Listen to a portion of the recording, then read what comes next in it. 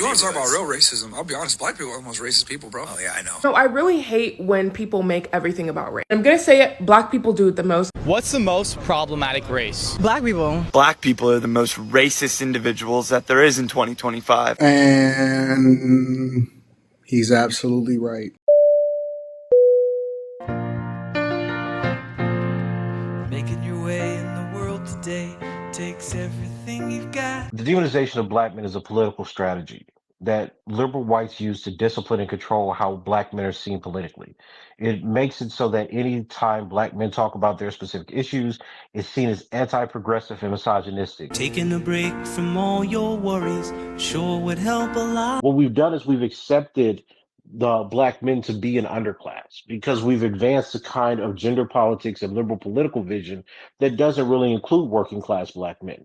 And what that's done is that's helped socialize black people into this idea that black people can make certain economic and political advances as long as they're willing to sacrifice some of their own. I would rather trick for forever and get beautiful boom boom and beautiful women and give them a little bit of money and send them on their way than ever get married and go through a divorce again. That divorce almost killed me. It almost killed me emotionally, mentally, physically, in real life. It did financially. If you want to see an example of the lack of empathy for black men in this modern environment, this post is a perfect example. He began the post saying essentially he'd rather pay for it than to go through what he went through in his divorce. That's the part that everyone focused on, and not the real issue in this post that he explains very clearly. That divorce almost killed me. It almost killed me emotionally, mentally, physically, in real life. It did financially. A battle for everything. My entire life was laid bare and destroyed. I lost in 1 year my business, my wife, my daughter, everything changed with that.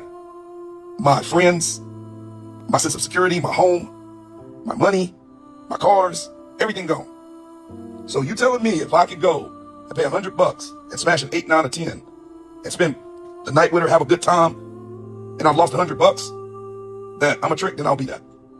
I'll be that for forever. And ever go through a spot where I had no access to money, no access to the things that I needed, depression, all of those things that I had to deal with in a divorce that I never filed. I'm not doing that ever again. So at the end of the day, until I find somebody that's going to be with me thick and thin, let the tricking continue. As you can imagine, the comments were full of empathy for a black man who lost connection with his daughter, was blindsided by divorce, and had to rebuild his financial situation. If he's still talking about smashing randoms after all that, he ain't learned anything, and tells me why the divorce probably happened. Why did he lose his friends from getting a divorce? He must have been the problem. That evil laugh at the end tells me everything I need to know about him. He probably got divorced behind this exact same mindset, probably tricking while he was married. Said all of that and took zero accountability. We know who was the problem. He, probably she, divorced because of him. His mindset is atrocious. Sounds like he cheated, so he is paying the price. And this is what happens, ladies and gentlemen, when you don't know how to take accountability and lessons from your situation. Lost his friends because he probably doesn't have any loyalty, and his friends saw that while cheating on a good woman. He sound hurt, and a small bit of empathy here. He's supposed to be happy about losing his family. There are 2 points of note here. The first one is that this gentleman began the video by saying that the divorce almost broke him, and later said that it wasn't initiated by him. And the second noteworthy point is that the comments, most likely from people inside the quote-unquote black community, have a lack of empathy, and moreover, most of the people are assuming that he was the problem in the marriage to begin with. So his empathy, nobody even cares about it. And that's for people inside the black community that are supposed to care. What about the people outside of the quote-unquote black community, or at least representing ideas of people outside the black community, looking at black people in it, most likely black men? Genuinely give zero about your guys' feelings, and I will come on here and say all the uncomfortable truths that everybody knows is true, but absolutely nobody will talk about. Black people are the most racist individuals that there is in 2025. As a white person, I certainly can't go to a black community and feel safe. But when they come to white communities, it's like they're in Disneyland. I used to be an addict, so every time I'd go down to Newark, I would have to make sure I was strapped. I don't think they have to feel the same way about going out in a white community.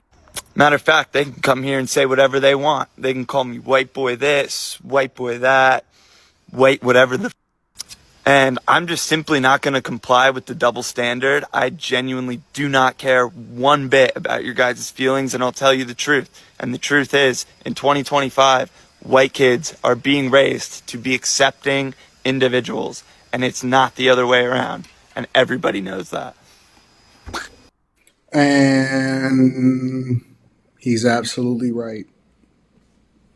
I gotta be objective. I gotta call a spade a spade. Wouldn't you like to get away? We don't have a race problem in this country. We have a problem race. And this has nothing to do with skin color. This has something to do with the behavior that is coming from a certain group of people, black people, that is not okay.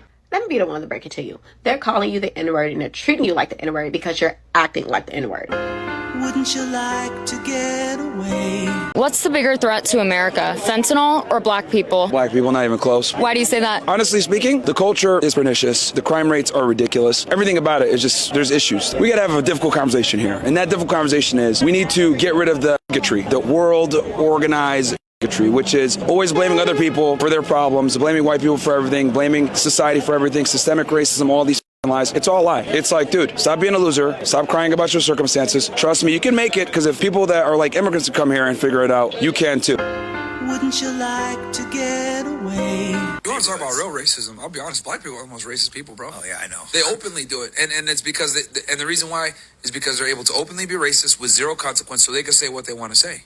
You know, like literally I'll see them say the most deplorable things about white people, but they feel that they can do it because of slavery and everything else like that. And I'm like, it's interesting because you guys perpetuate the very thing that you cry about the most. You guys perpetuate the very racism you claim white people are putting on you. Bingo. And I call it black privilege. Many black Americans will complain about racism, say how horrible racism is, and then go and be racist. Wouldn't you like to get away? No, I really hate when people make everything about race. I'm gonna say it, black people do it the most, and it's so infuriating. Not everything is about race. Race does not need to be brought up in every single conversation. Like, I swear to God, they just want to be victimized. Like, in the victim mentality, you're not gonna be very successful with that. Trust me. Wouldn't you like to get away? What's the most problematic race? Black people. Why? I don't, listen, brown skinned girl here, right? But I don't know of any other race that argues like, you're light skin, you're dark skin, you're brown skin. Why are we putting colorism in our own color? I think that's very problematic.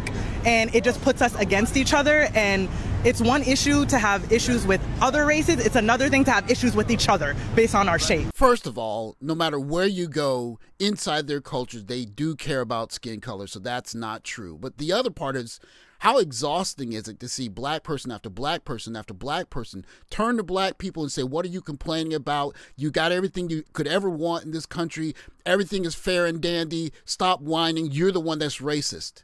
In that system, it's too much. It's too much.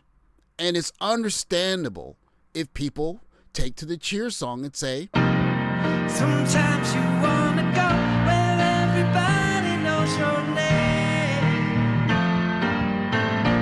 and they're always glad you came. So like, are black men into like Asian women or not? Because I need my answers.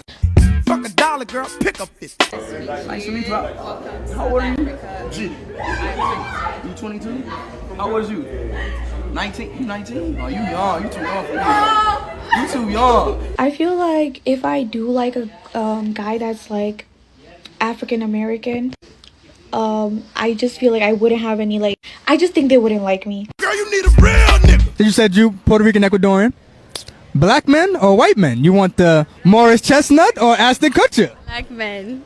Black men. Black men. All the way. Top knickerbockers hurting shit. Like, I don't know, like, especially how I look and like that I'm Asian, I just feel like that's not something they would go for. Like, black women are beautiful, so I understand why, but like I feel like that would be always their first choice. And I feel like I would basically, like, they wouldn't pick me. Bend over, ho, show me what you're working with. Listen. They're beautiful skin. Their color, personalities. Like, give me a chance, y'all. Like, I promise I'll treat you good. You single? Yeah, I'm single. You got a phone number? I have a phone number. I have a phone. Wait, how old are you? 22. What year was you born? 2003. You from South Africa? Mental number?